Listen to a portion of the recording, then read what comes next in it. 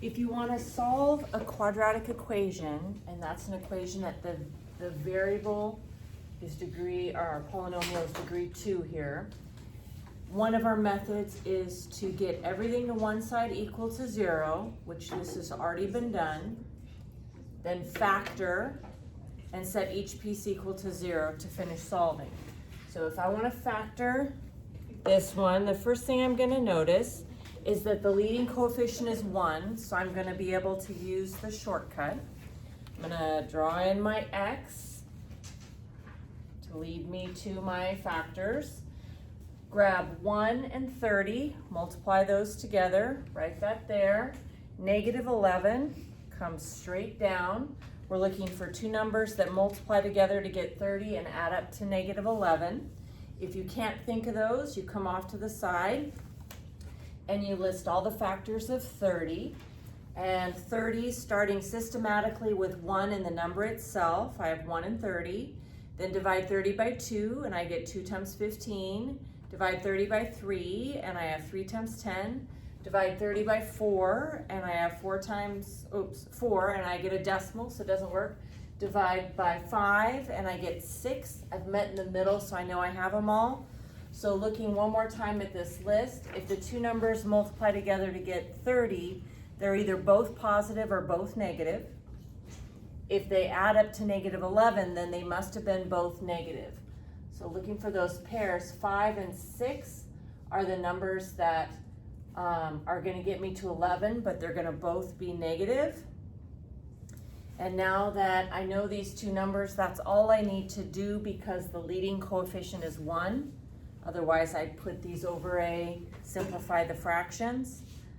But as it is, it's negative 5 and negative 6. Now that I have it factored, if two things multiply together to get 0, that can only happen if one of these is equal to 0. So we need to figure out what numbers make x minus 5 0 and x minus 6 0. So I'm going to break that into two separate pieces, setting x minus 5 equal to 0 and x minus 6 equal to 0. Add 5 to both sides and I get 5. Add 6 to both sides and I get 6. One more time, the reason this works is if I put 5 here, I get 0 times negative 1, which is 0. If I put 6 here, then I end up with 1 times 0, which is 0. Okay, just one extra example. One more time for this particular one, the leading coefficient is 1, so I'm going to be able to use the shortcut. And I want to factor. And then I'll have two things multiplied together equal to 0. Grab the numbers on the outside, 1 and 25, multiply them together. The number 10 in the middle, bring that straight down. Our goal is to think of two numbers that multiply together to get 25 and add up to 10. The only way two numbers multiply together to get 25 is if they're both positive or both negative. But if those numbers add up to 10, then they had to both be positive.